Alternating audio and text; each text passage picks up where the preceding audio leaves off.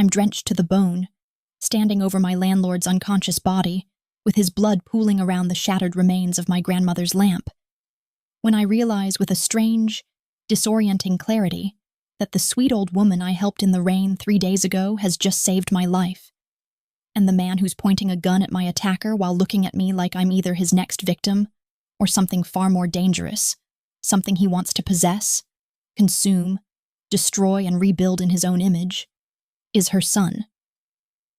But let me back up, because the thing about disasters is that they never announce themselves with fanfare or warning.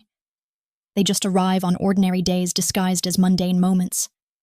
And 3 days ago was so unremarkably normal that I almost didn't bring my umbrella when I left for my evening shift at Romano's, the kind of Italian restaurant where the marinara comes from a can, and the owner thinks grabbing your waist when you pass is just being friendly.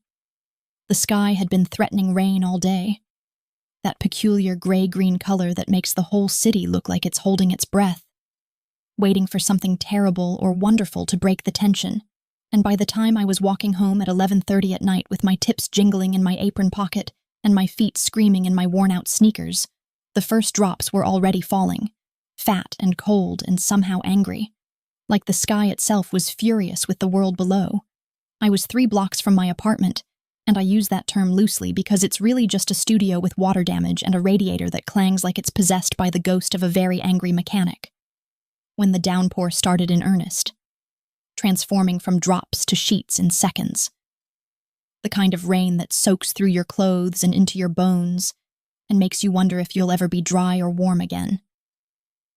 That's when I saw her, this elegant older woman standing under the broken awning of a closed bodega, wearing a cream-colored coat that probably cost more than 3 months of my rent, and holding a designer handbag close to her chest, like she was protecting something precious. And even from half a block away I could see that she was stranded, caught without protection in a storm that showed no signs of stopping. My mother, God rest her soul, raised me to believe that kindness was never wasted even when the world tried to convince you otherwise, that small gestures of humanity in a cold city were what separated us from the animals. And even though I was exhausted and soaked, and desperately wanted to get home to my sad little apartment and my sadder little life, I found myself walking toward her with my umbrella extended like an offering, like a bridge between 2 strangers who had no business connecting in this vast, indifferent city. "Please," I said to her, raising my voice over the sound of rain hammering against concrete and metal, the symphony of a city drowning. "Share with me.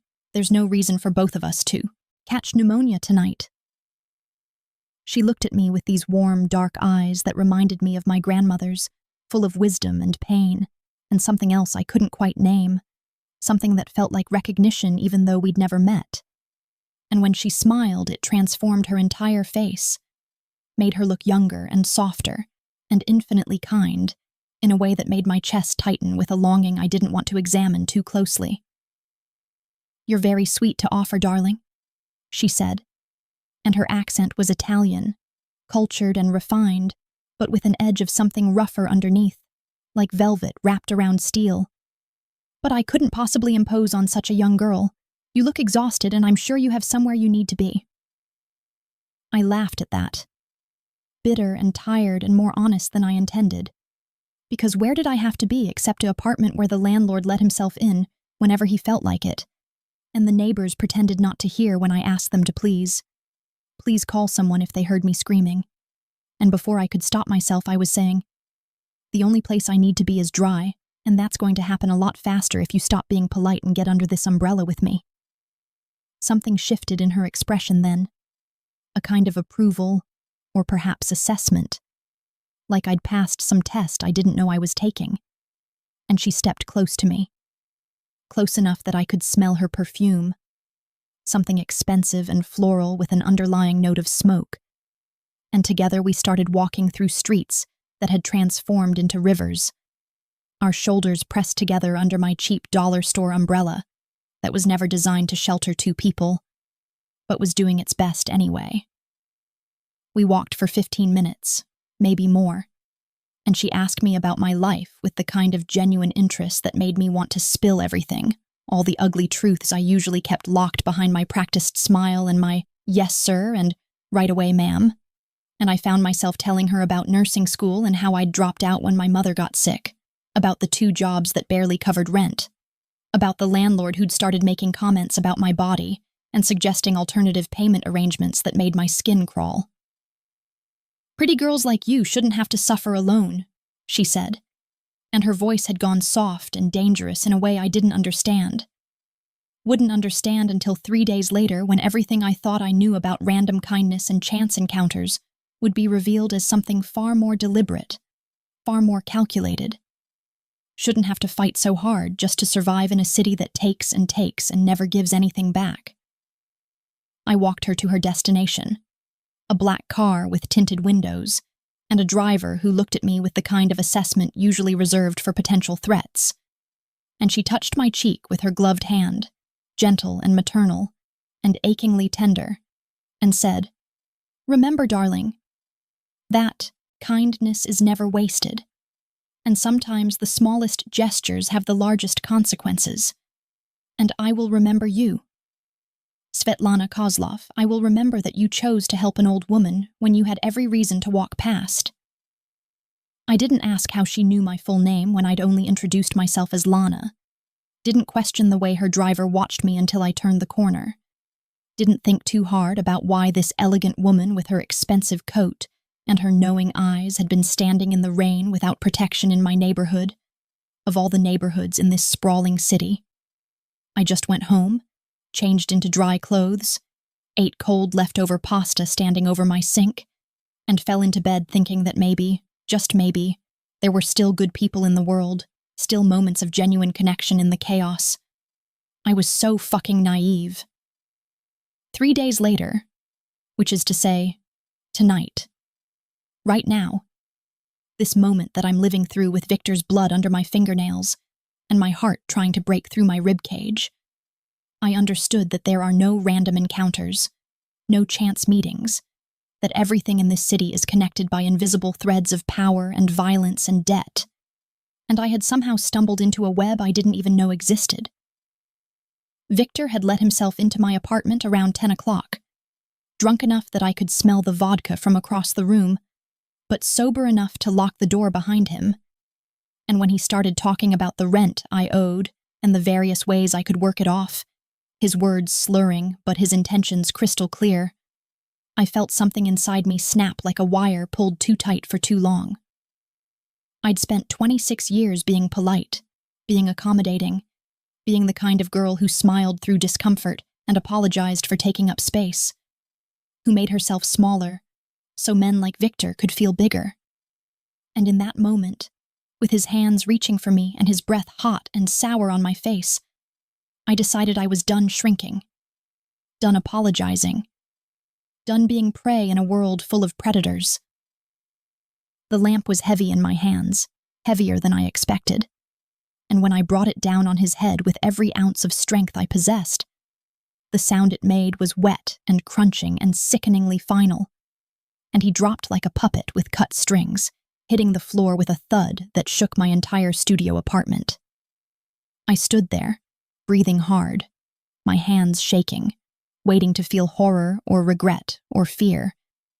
But all I felt was a savage, primal satisfaction, a sense that for the first time in my life I had taken control of my own narrative instead of letting someone else write it for me, and that feeling was intoxicating and terrifying in equal measure. That's when my door exploded inward, not opened, not unlocked, but literally kicked in with enough force to splinter the frame.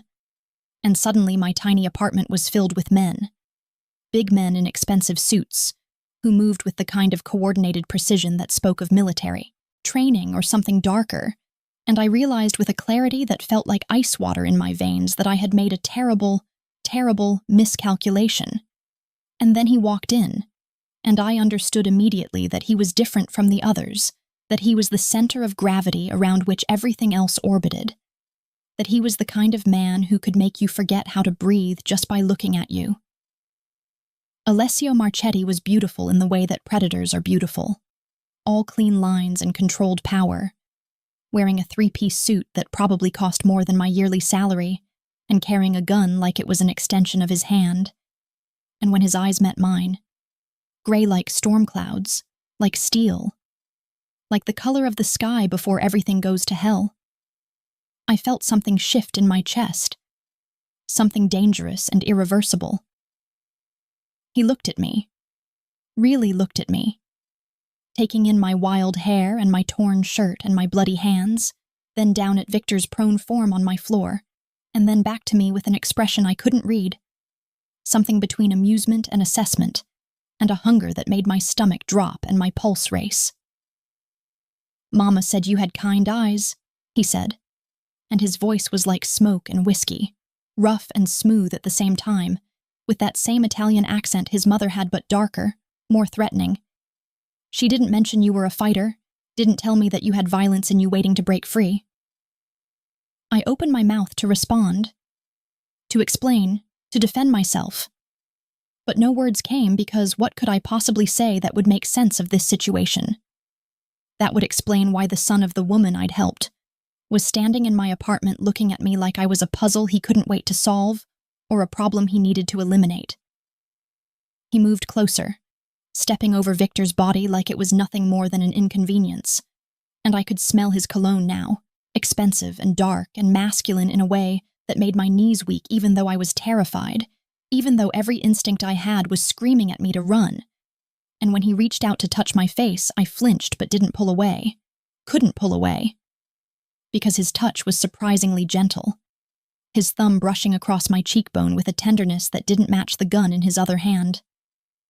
"Clean this up," he said without looking away from me, addressing the men behind him who immediately moved into action with the kind of efficiency that suggested they'd done this before, many times before.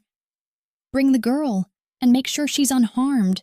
Make sure not a single hair on her head is disturbed, because she's important now. She's under my protection whether she knows it or not."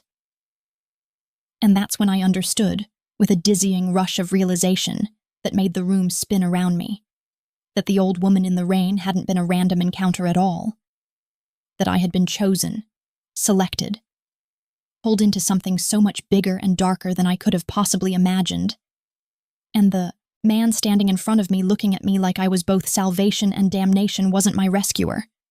He was my future, my fate, my ruin. And the terrifying part was that some dark, hidden part of me that had just discovered it could kill was already reaching toward him like a flower reaching for the sun, already craving the darkness I could see swirling in his storm cloud eyes, already knowing that whatever happened next would change me in ways I couldn't begin to comprehend, couldn't possibly prepare for, couldn't hope to survive intact. I should be terrified, should be screaming or crying or begging for mercy as these men in their expensive suits guide me, not roughly, but firmly, with hands that know exactly how much pressure to apply to make compliance the only logical option, out of my apartment building and into a black SUV with tinted windows so dark that the world outside disappears entirely.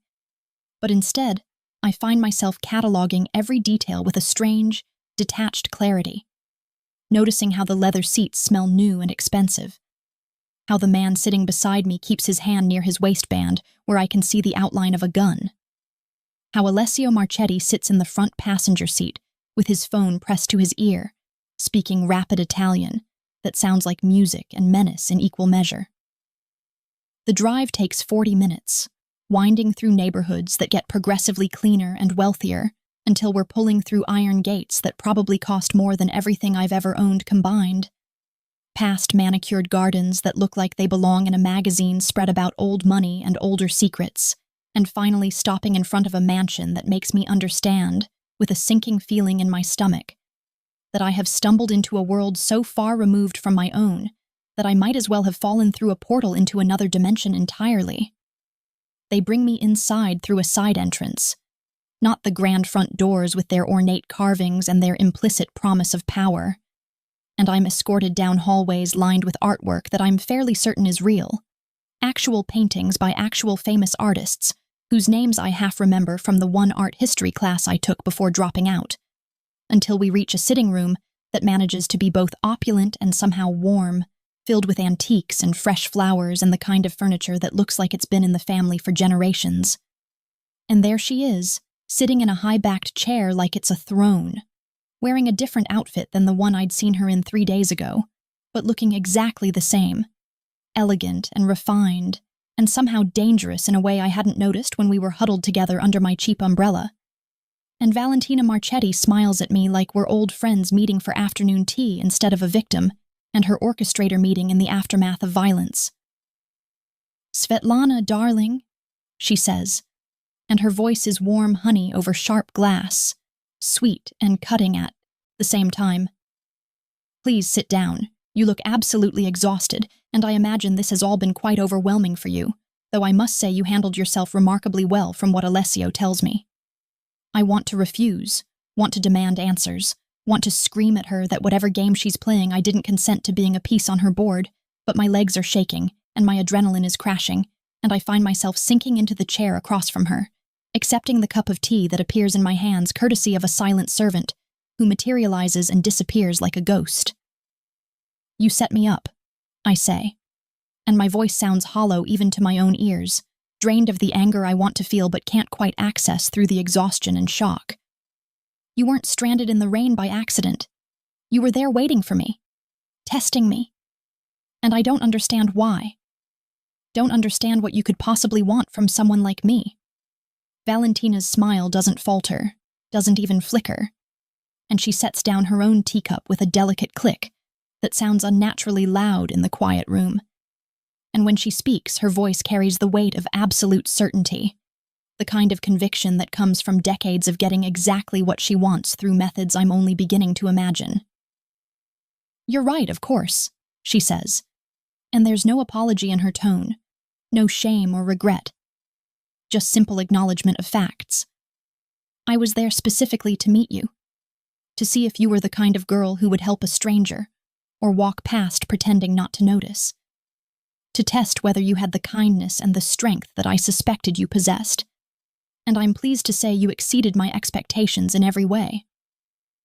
I stare at her, trying to process this admission, trying to understand how my simple act of sharing an umbrella has led me here, to this mansion, to this woman who orchestrated our meeting with the casual confidence of someone who moves human beings around like chess pieces. And before I can formulate a response, before I can ask any of the 1,000 questions crowding my mind, the door opens and Alessio walks in, and the entire atmosphere of the room shifts, becomes charged with something electric and dangerous. He's changed his clothes, I notice with the same strange detachment that's been protecting me from the full horror of this situation. Traded the blood-splattered suit for fresh one in charcoal gray that fits him like it was made specifically for his body, which it probably was. And when he looks at me with those storm cloud eyes, I feel something low in my belly tighten and heat, which is insane, which is completely inappropriate given that this man and his mother have upended my entire life in the space of an evening. "Victor is alive," he says, addressing his mother but keeping his eyes on me, and I can't tell if that's good news or bad news from his tone, which remains carefully neutral, carefully controlled, concussed, angry, and already making calls to his Bratva connections, which means we have perhaps 12 hours before Dmitry Volkov learns that his nephew was attacked by a girl under my mother's protection. The words hit me like physical blows, each revelation worse than the last, because of course my landlord wasn't just a creep with boundary issues. He was connected. He was part of something larger and more dangerous, and I had cracked his skull open without understanding the consequences, without knowing that I was starting something that couldn't be stopped. "The Bratva," I repeat, and my voice sounds very far away, like it's coming from someone else's mouth. "Your nephew, you're saying that Victor is Russian Mafia, that I attacked someone who's part of an organization that will want revenge, will want blood for blood." Alessio moves closer, and I'm acutely aware of how he takes up space, how his presence seems to fill the entire room and press against my skin like a physical force.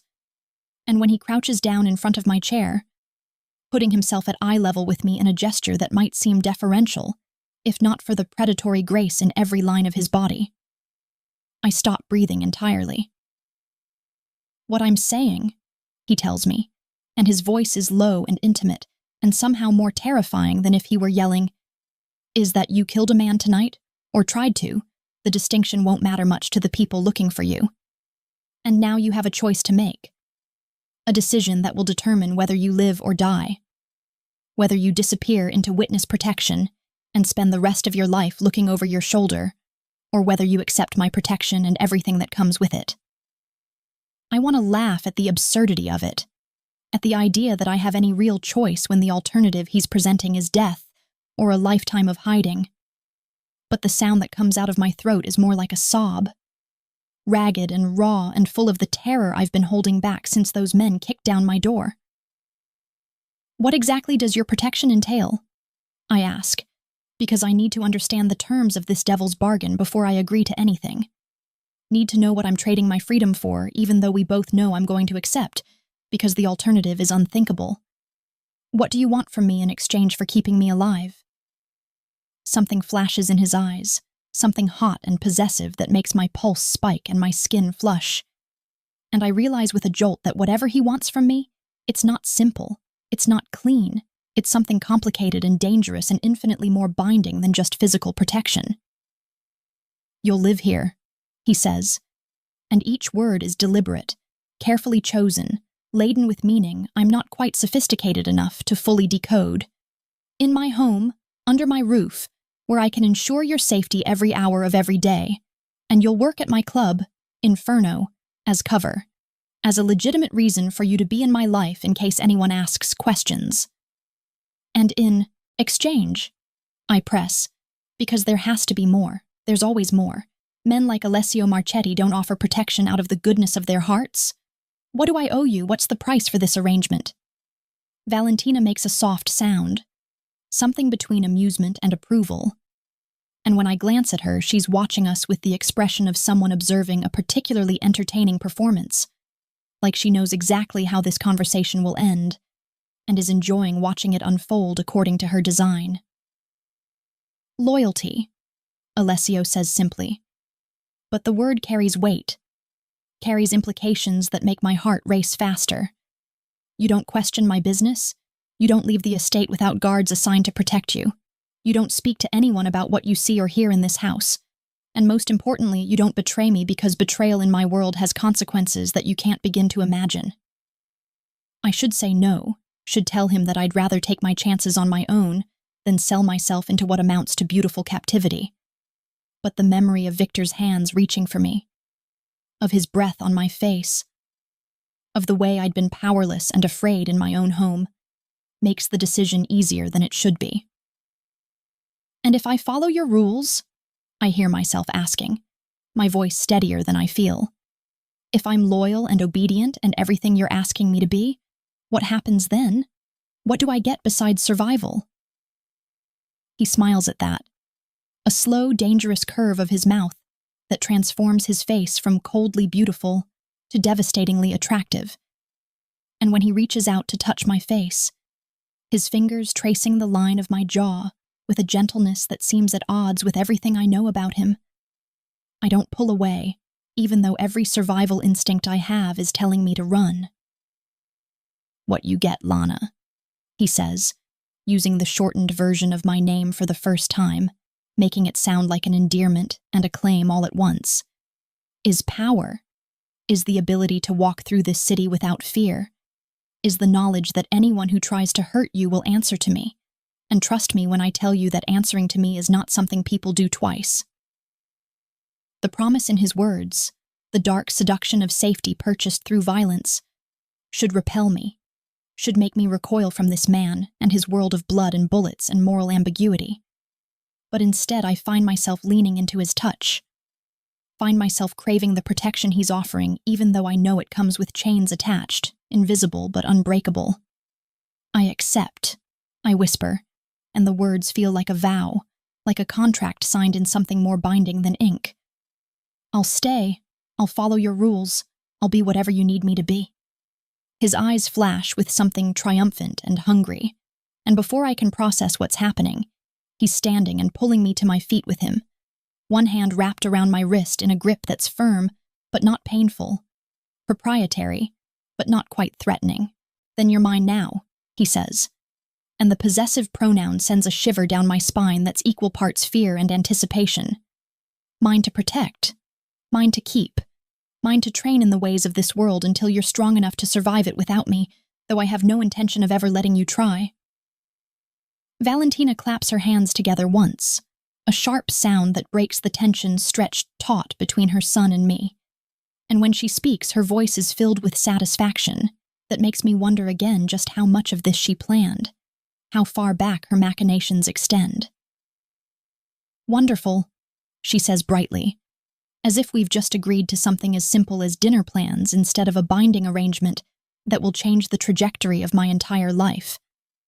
Alessio will show you to your room, and tomorrow we'll begin your education properly, teach you everything you need to know about the family business and your place in it. I let Alessio lead me from the room, too overwhelmed to protest or question, and we walk through more hallways, climb a grand staircase that probably cost more than my entire apartment building, until we reach a door that he opens to reveal a bedroom that's bigger than my entire former living space, decorated in shades of cream and gold that should be gaudy but somehow aren't, with a massive bed that looks like it belongs in a luxury hotel, and windows that overlook gardens illuminated by subtle lighting. "This is yours," he tells me, and his hand is still on my wrist, his thumb pressed against my pulse point, where I'm sure he can feel my heart racing. "Everything you need is already here, clothes in your size, toiletries, anything you might want, and my room is right next door if you need anything during the night, if you get scared or change your mind about our arrangement." The implication that I might seek him out, might go to him in the darkness, makes my breath catch, and I force myself to look at him directly, to meet those gray eyes that seem to see straight through all my defenses, to the frightened, exhilarated, dangerously intrigued girl beneath.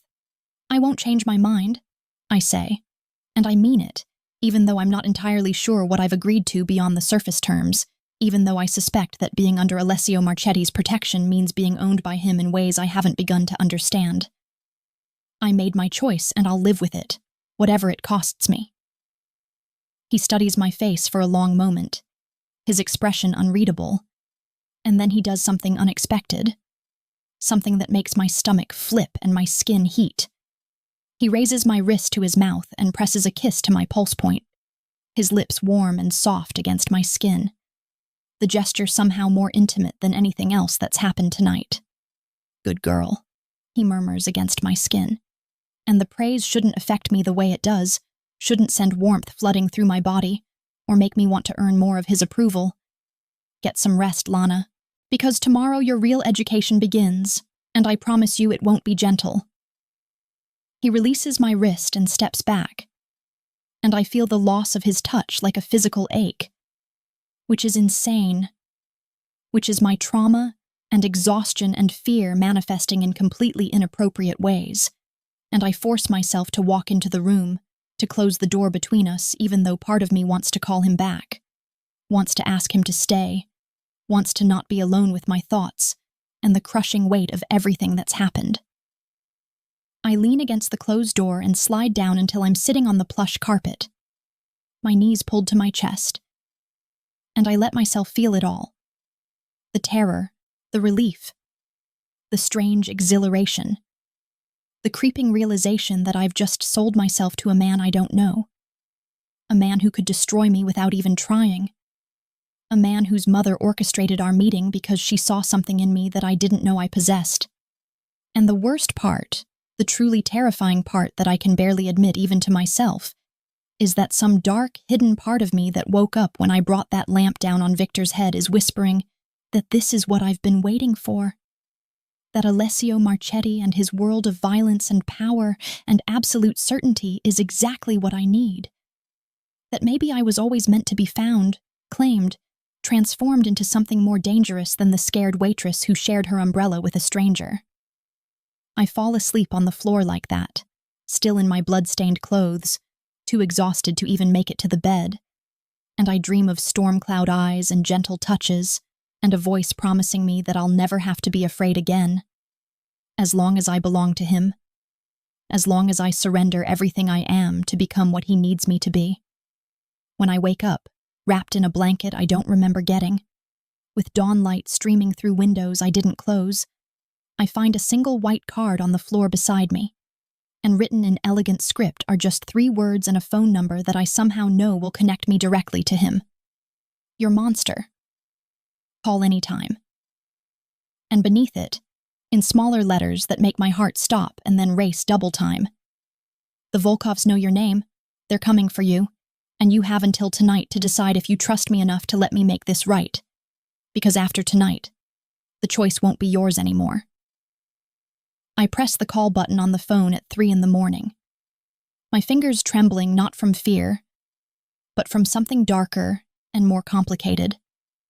Something that feels like surrender and defiance tangled together in a knot I can't begin to unravel. And he answers on the first ring like he's been waiting. Like he knew I would break before dawn. Like everything about me is already predictable to him in ways that should terrify me but instead make me feel seen for the first time in my life.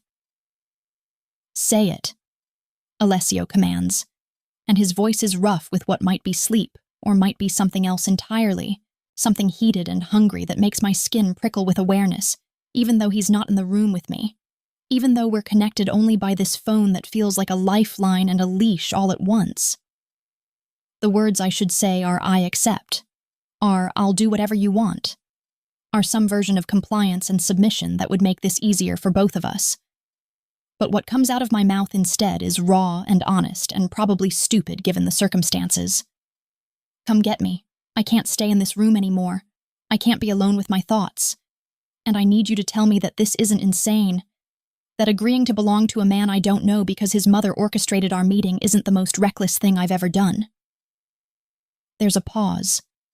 A moment of silence that stretches so long I think maybe he's hung up.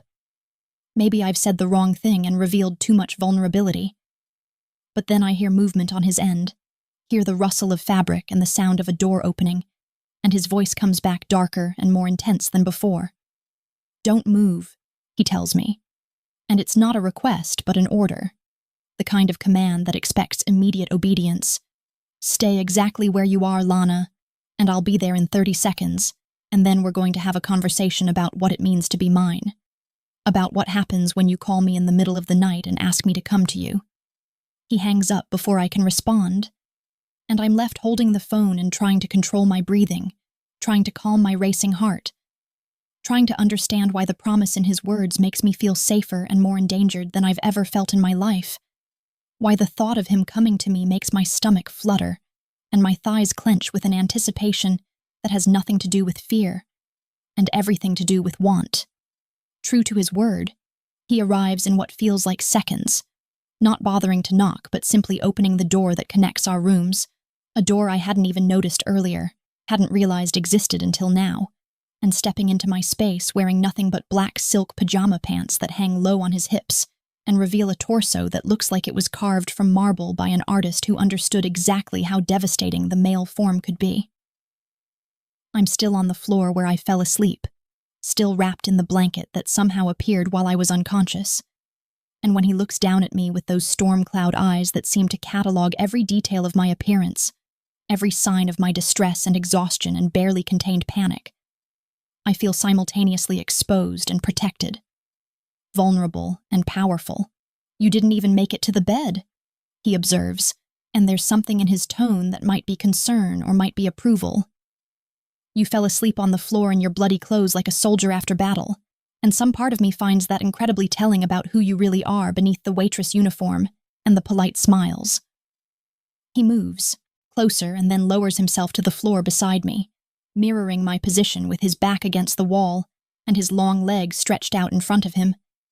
And the casual intimacy of the gesture, the way he's willing to sit on the ground with me instead of demanding I come to him, makes something in my chest tighten and warm. Tell me what you're thinking, he says, and it's still a command but softer now, gentler, like he's genuinely interested in the answer, and not just asking out of obligation. Tell me what's going through your mind at 3 in the morning that made you call me instead of trying to run, instead of climbing out that window and disappearing into the night.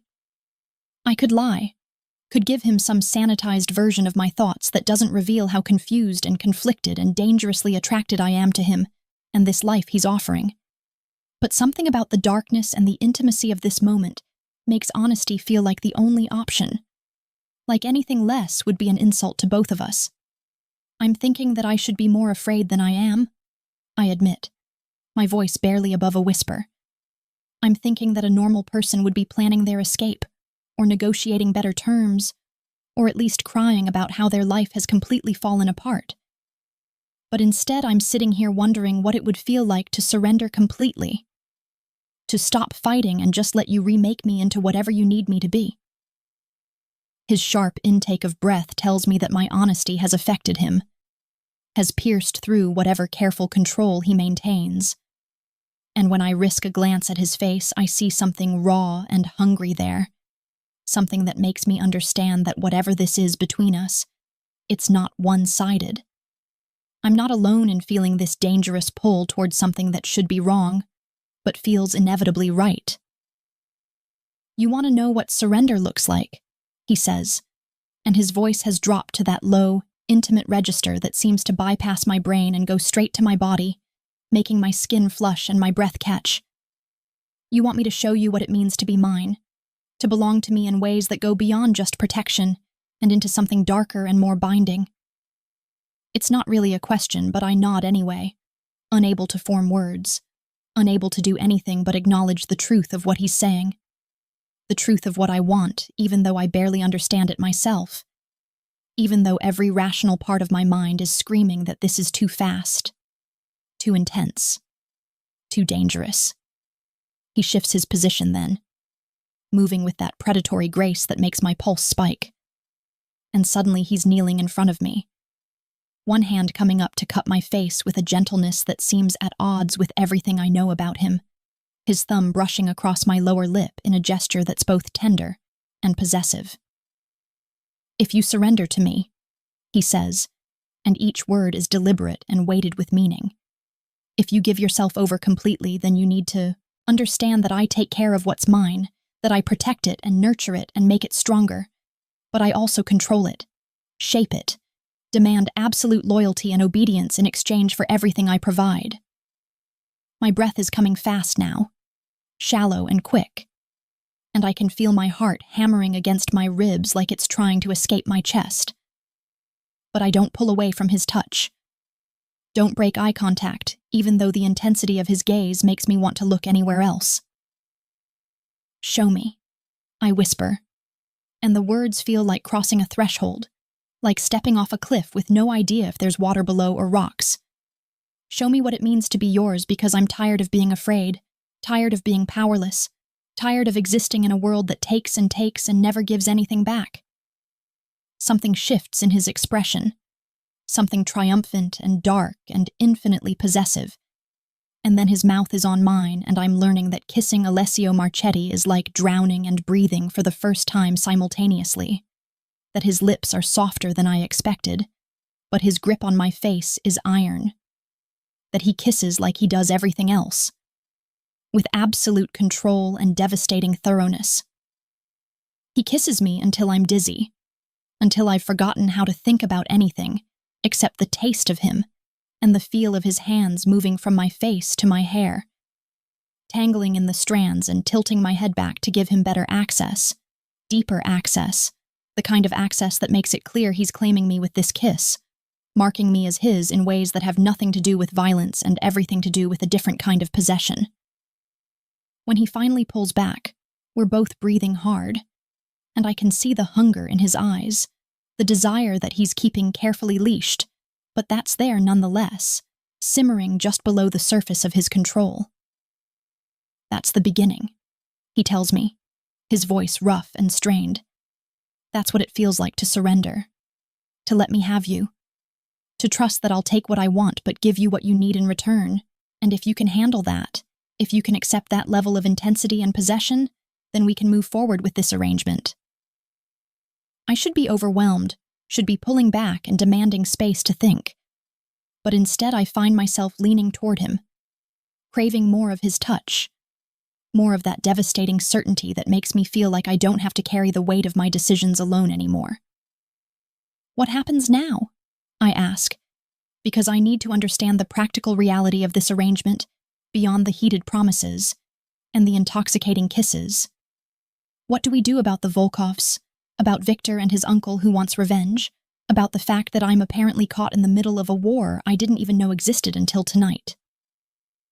Alessio's expression hardens, shifts from heated to cold in a heartbeat, and I'm reminded that this man is dangerous, that the gentleness he shows me is a choice he makes, rather than his natural state, that underneath the expensive clothes and the careful control, there's a predator who's killed and will kill again, without hesitation.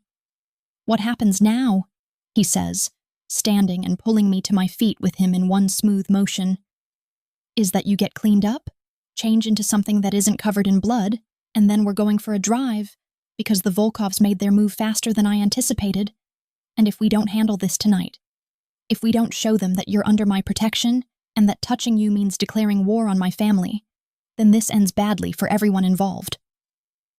The shift from intimate to operational is jarring, but I follow his lead, letting him guide me toward the bathroom attached to my room, and when he starts to leave to give me privacy, I find myself reaching out, catching his wrist, holding him there with a grip that's probably too tight, but I can't seem to loosen. Don't leave, I say, hating how vulnerable I sound but unable to keep the plea out of my voice. I know that's probably not how this works. I know I'm supposed to be strong and independent and not clingy, but I can't be alone right now. I can't handle being by myself with my thoughts, and I need you to stay even if you just stand outside the shower and don't look at me. His expression softens fractionally, and he reaches up with his free hand to touch my face again. That gesture that's becoming familiar, that makes me feel grounded and safe in ways I can't explain. I'm not going anywhere, he promises, and I can hear the truth in his words, can feel the certainty in his touch. Take your shower, wash off the evidence of your violence and your fear, and when you come out, I'll still be here. I'll always be here now that you've called me, now that you've asked me to come get you. I shower quickly, efficiently, washing away the dried blood and the sweat, and the feeling of Victor's hands on me, scrubbing my skin until it's pink and raw, until I feel clean for the first time since this nightmare started. And true to his word, when I emerge wrapped in one of the plush towels I find hanging in the bathroom, Alessio is sitting on the edge of the massive bed, scrolling through his phone with a slight frown that clears the moment he sees me. There are clothes in the closet, he says, gesturing toward a door I hadn't explored yet. Everything should fit. My mother is very thorough when she decides to adopt someone into the family, and you should dress practically because where we're going tonight isn't a social call, it's a demonstration of power. I find jeans that fit perfectly, a black long-sleeved shirt that's soft and expensive feeling, boots that are broken in enough to be comfortable but sturdy enough for whatever he has planned. And when I emerge fully dressed, I feel more like myself than I have since those men broke down my door. Feel like maybe I can handle whatever comes next as long as he's beside me. Where exactly are we going? I ask as he leads me back through the house. Down hallways I'm starting to recognize. Past rooms where I can hear the subtle sounds of other people waking despite the early hour. The sense that this house never really sleeps. That there's always someone watching. Always someone ready to act. We're going to meet Dmitry Volkov, Alessio says, and his voice is carefully neutral, carefully controlled. We're going to walk into his territory, into his club where he holds court like a king, and we're going to make it very clear that you belong to me now, that touching you means going to war with the Marchetti family, and that he needs to accept his nephew's failure and move on before this escalates into something that costs both our families more than either of us wants to pay. The casual way he discusses walking into enemy territory makes my stomach clench with fear. But there's also something exhilarating about it, something that makes me feel alive and powerful in ways I've never experienced, like I'm finally stepping into a version of myself that's been waiting dormant for years. We take a different car this time, something lower and faster with an engine that purrs like a contented predator, and Alessio drives with the same controlled precision he applies to everything else, navigating the pre-dawn streets with the confidence of someone who owns this city, who knows every shortcut and back alley, who moves through the darkness like he was born to it. I need you to understand something, he says as we get closer to our destination, and there's an urgency in his voice that makes me pay attention, makes me focus on his words instead of my racing thoughts. What happens in this meeting? The things I might say or do, they're all part of the performance, part of establishing dominance and protecting you, and you need to trust me even if it seems like I'm being cruel or cold, even if I say things that hurt you, because everything I do tonight is designed to keep you alive. I want to ask what he means, want to demand details and explanations, but we're pulling up to a building that looks like an ordinary warehouse from the outside, but has subtle signs of security everywhere. Cameras, guards trying to look casual, reinforced doors, and I realize with a jolt of adrenaline that we're here, that whatever happens next will determine whether I live or die, whether I become part of Alessio's world or become a casualty of it. He comes around to my side of the car and opens the door for me, offering his hand in a gesture that looks gentlemanly but I know is also strategic, a way of establishing physical connection, of showing anyone watching that I'm with him, that I'm his, and when I take his hand I feel the strength in his grip, the promise that he won't let me fall. Stay close to me, he murmurs as we approach the entrance, as guards recognize him and step aside with expressions that mix fear and respect. Don't speak unless I tell you to. Don't show fear even if you're terrified. And remember that every second we're in there, you're playing a role. You're the girl who belongs to Alessio Marchetti, and that means you're untouchable, protected, mine. The possessive pronoun sends a shiver down my spine, and I straighten my shoulders, lift my chin, and follow him into the lion's den with the terrifying understanding that after tonight, there's no going back, no returning to the girl I was before I shared my umbrella with a stranger, no pretending that I'm anything other than exactly what Alessio is making me. His weapon, his weakness, his perfectly orchestrated downfall wrapped in the body of a waitress who didn't know she had violence sleeping in her bones until someone finally gave her permission to wake it up. We walk through dim hallways that smell like cigarette smoke and expensive cologne, past rooms where I can hear music and voices, past men who look at me with expressions ranging from curiosity to calculation, until we reach a door that opens into what can only be described as a throne room, opulent and excessive, where a man who can only be Dmitry Volkov sits surrounded by his soldiers, and when his eyes land on me, they're cold and assessing and hungry in a way that makes my skin crawl. "Marchetti," he says, and his voice is heavily accented, thick with Russia and violence. "You bring me the girl who cracked my nephew's skull. You deliver her to me like a gift, and I'm supposed to believe this is anything other than you trying to avoid a war you know you cannot win." Alessio's hand tightens on mine, just for a second. A brief squeeze that feels like reassurance or warning or both, and then he's stepping forward, pulling me with him, presenting me not as a peace offering, but as a declaration. And when he speaks, his voice is ice and authority. "I bring you nothing, Dmitri," he says, and every word is sharp and cutting, except the courtesy of explaining in person that the girl belongs to me now, that she's under my family's protection, and that any attempt to harm her will be considered an act of war against the Marchetti organization, and we both know how that ends. Dmitri's eyes narrow, and the tension in the room ratchets up until it feels like the air itself might shatter.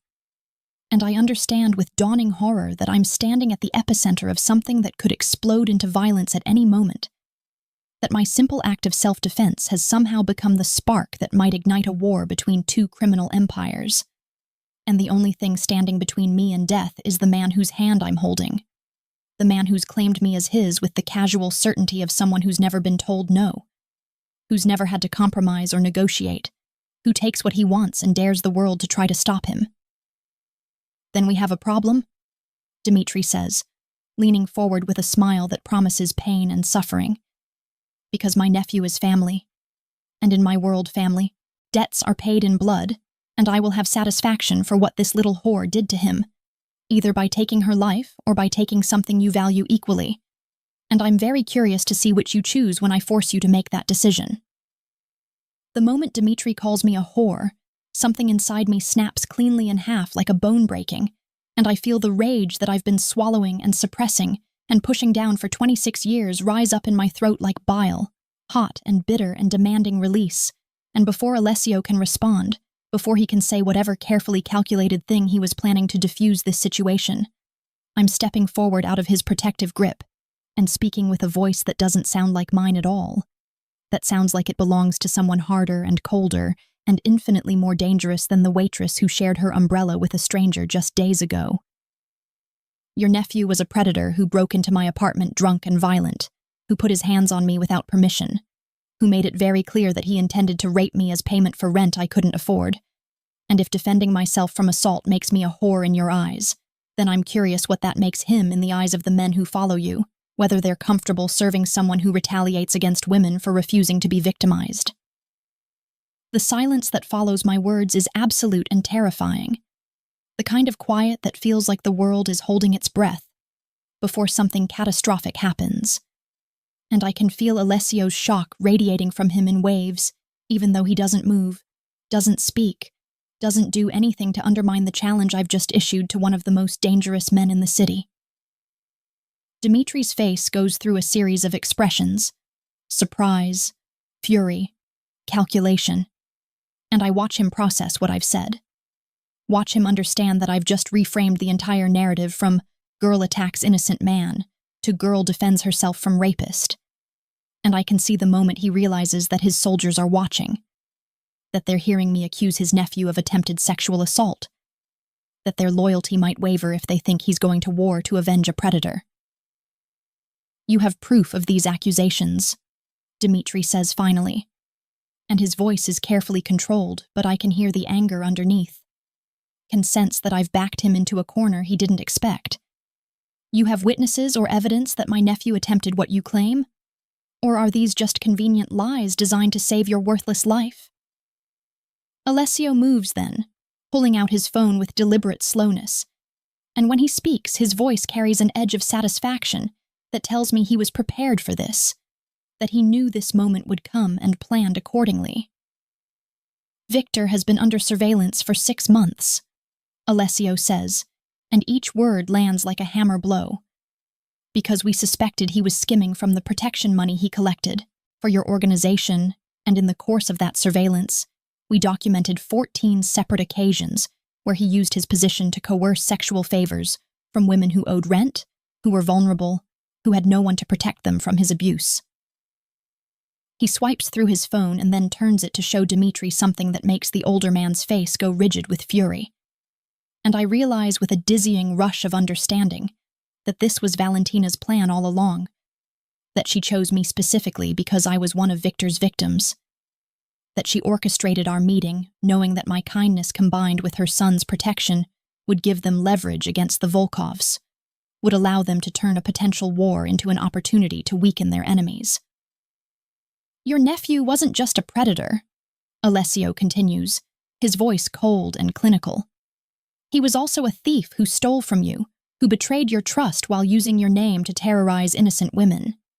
And the evidence we've compiled is extensive enough that if we chose to share it with your organization, with the other Bratva families who value honor and loyalty, your nephew's reputation would be destroyed posthumously, and your own standing would be questioned for allowing such behavior to continue under your protection. I watch Dimitri's soldiers exchange glances, watch the calculation in their eyes as they process this information, and I understand that Alessio has just given them permission to abandon their loyalty to Victor, has reframed my violence as justified retribution rather than unprovoked attack. So here's what's going to happen, Alessio says, and his voice carries absolute authority now, the kind of command that expects obedience. You're going to accept that Victor's death, because let's be honest, he's not going to survive the injuries Lana gave him. The internal bleeding is too severe, was the natural consequence of his own actions, his own betrayal of everything your organization supposedly stands for, and in exchange, we keep the evidence of his crimes private. We don't embarrass you publicly, and we continue our business relationship as if this unfortunate incident never occurred. Dimitri is trapped, and he knows it. Caught between pride and pragmatism, between the desire for revenge and the reality that going to war over someone who was not only a predator, but also a thief, would make him look weak and foolish to his own people. And I watch him struggle with the decision. Watch him weigh his options while the room holds its breath. "And the girl," Dmitri says finally, his eyes fixed on me with an intensity that makes my skin crawl. "What happens to her in this arrangement? Does she walk away free after killing my blood? Does she get to live her life like nothing happened?" Alessio's hand finds mine again, his grip possessive and protective. And when he speaks, there's something in his voice that makes my heart race, and my stomach flutter with an emotion I'm not ready to name. "The girl belongs to me now," he says, and the possessive pronoun carries weight and promise and threat all at once. "She's under my protection, she's part of my family, and anyone who touches her, anyone who even thinks about harming her, will answer to me personally. And I promise you that my methods of retribution make your worst impulses look merciful in comparison." There's a long moment where Dmitri studies us both, where I can practically see him calculating angles and probabilities, and then he leans back in his chair with a smile that doesn't reach his eyes, and nods once. A sharp, decisive movement that feels like a door closing on one chapter and opening onto another. "Fine," he says, and his voice is flat and emotionless. "We call this debt settled. We acknowledge that Victor brought his fate upon himself through his own actions. But understand this, Marchetti. I'm accepting your terms not because I fear you, but because I'm a businessman who recognizes when continued conflict costs more than it gains. And if you ever give me cause to reconsider this decision, if your little pet ever crosses my path again, I will not be so generous." Alessio doesn't respond with words, just gives Dmitri a look that promises violence and protection in equal measure.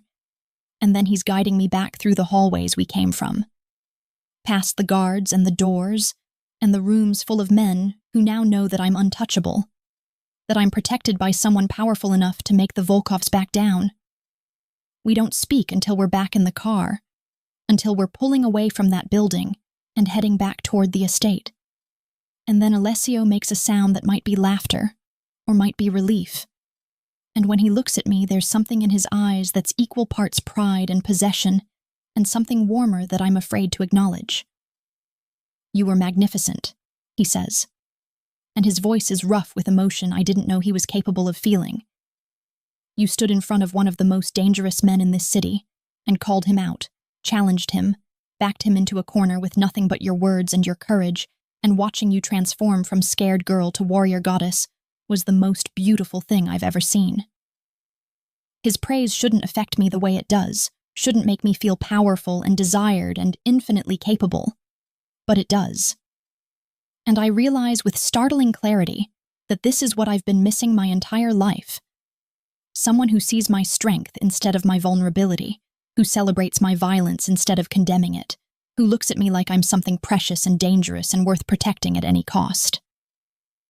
When we get back to the estate, Valentina is waiting in the foyer with an expression of supreme satisfaction. And when she opens her arms, I find myself walking into her embrace like a daughter coming home to her mother. And she holds me tight and whispers in my ear that I've done exactly what she hoped I would do. That I've proven myself worthy of her son and his protection. That I've become part of the family in ways that go beyond simple arrangement or convenience. And later, when Alessio walks me back to my room and pauses at the threshold, when he cups my face in his hands and kisses me with a tenderness that steals my breath and makes my heart ache, I understand that everything has changed, that I've crossed a threshold I can never uncross, and tomorrow will bring new challenges, new dangers, new opportunities to prove that I'm strong enough to survive in this world of blood and power, and beautiful monsters who claim you with words and touches and promises that feel like forever. 3 months have passed since the night I walked into Dmitri Volkov's territory and discovered that I had violence sleeping in my bones.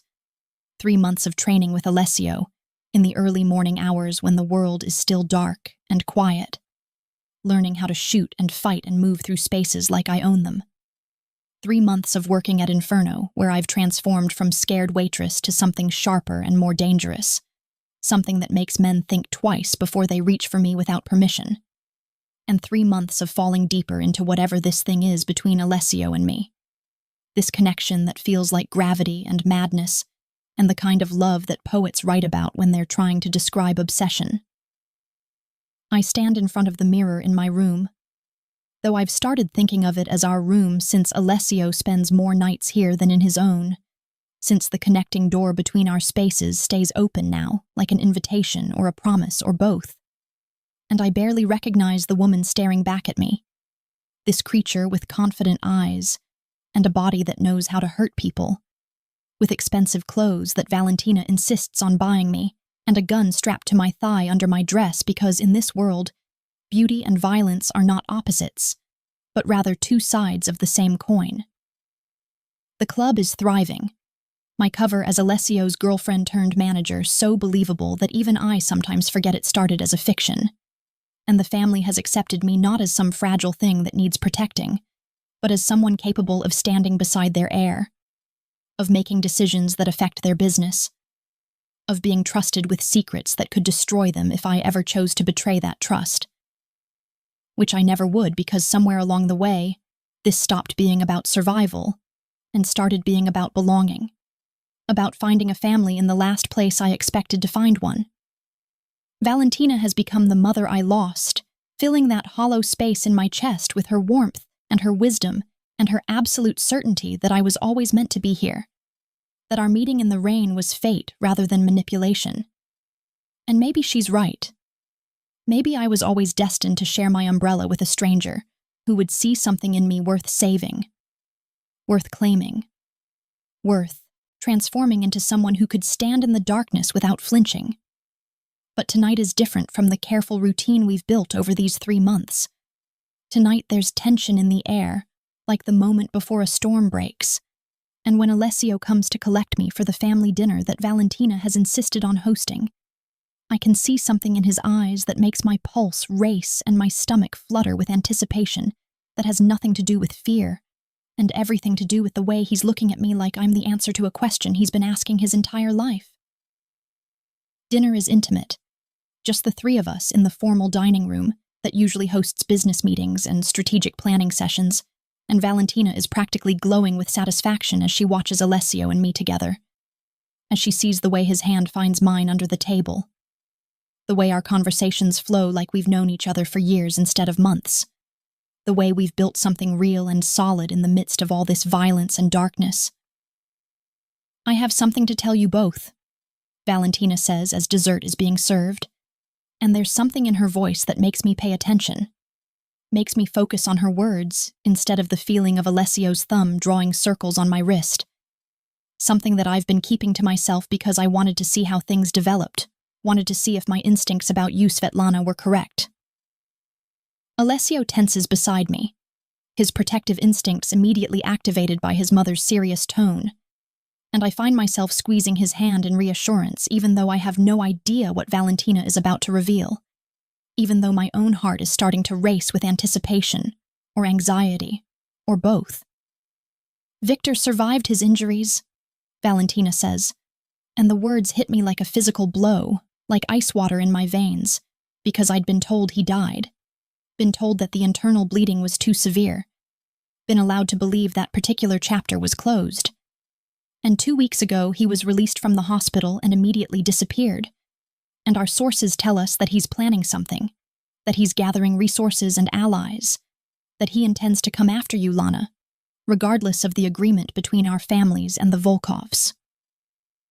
The revelation should terrify me, should send me spiraling back into fear and helplessness, but instead I feel something cold and hard settle in my chest, something that feels like determination, like acceptance, like understanding that this was always going to come down to me and Victor, that some debts can only be settled with finality.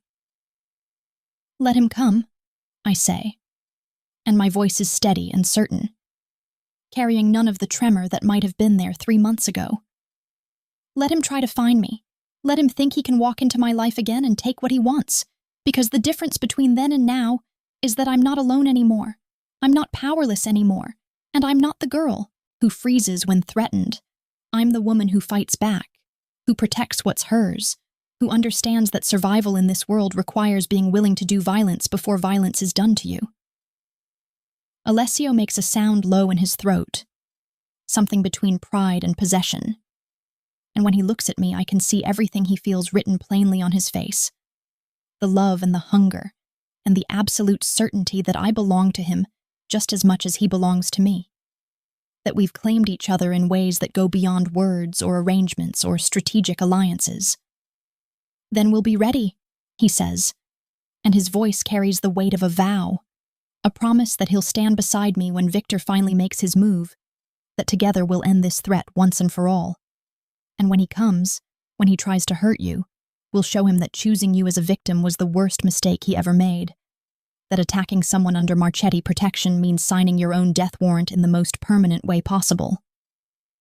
That night, after dinner, after strategic planning sessions about security and contingencies, after Valentina has gone to bed, with a smile that suggests she's pleased with how her machinations have played out, Alessio takes me to the gardens, where the air smells like jasmine, and rain is starting to fall in gentle drops that remind me of that first night, that moment when I chose kindness over convenience and set all of this in motion. He produces an umbrella from somewhere, black and elegant, and so different from the cheap dollar store version I'd shared with his mother, and when he opens it over both of us, sheltering us from the rain while pulling me close against his body, I understand that this is his way of acknowledging where we started, of honoring the moment that brought us together. Ready for whatever comes next? He asks, and his voice is soft and intimate in the darkness. Ready to face Victor and any other threat that comes our way, ready to be my partner in this life, my equal in all things, my wife if you'll have me. Because somewhere between that first night and this moment I fell completely and irrevocably in love with you, and I need you to know that before the next battle begins, before things get dangerous again.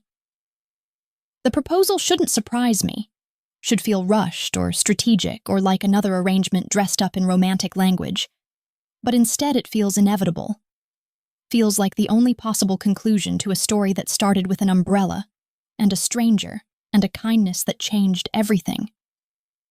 Yes, I tell him, and the word feels like a key turning in a lock, like a door opening onto a future I never imagined but now can't imagine living without.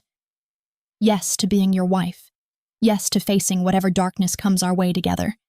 Yes to this beautiful, terrifying, perfect life we've built from violence and blood and something that started as protection but became love when neither of us was looking. He kisses, me in the rain, under the umbrella that shelters us from the storm. And I think about the girl I was 3 months ago, scared and powerless, and so desperate for kindness that she shared her umbrella with a stranger without knowing that stranger was anything but random, that she was part of a plan, a test, a carefully orchestrated meeting designed to find someone strong enough to stand beside a monster and call him beautiful. They say the Mafia is in his blood, that violence and power and control are woven into his DNA, passed down through generations of men who built empires on blood and bullets. But I've learned that I have darkness in me too, that I'm not the damsel who needs saving, but the queen who stands beside her king and rules with equal parts mercy and menace. And when Victor finally comes for me, and he will come, I know this with absolute certainty, he'll discover that the scared waitress he tried to victimize has been replaced by something far more dangerous, by a woman who learned to fight from the best, who's protected by a family that would burn the city down to keep her safe, and who's discovered that she has her own capacity for violence, her own willingness to do whatever it takes to protect what's hers. I am Svetlana Marchetti now. No longer just the girl who shared her umbrella, but the woman who walked into the storm and emerged transformed. And as the rain falls around us, and Alessio holds me like I'm something precious and deadly in equal measure, I understand that sometimes the greatest acts of kindness are the ones that lead us exactly where we're meant to be, even if the path there is paved with blood and darkness and the kind of love that consumes everything it touches and leaves you grateful to be burned.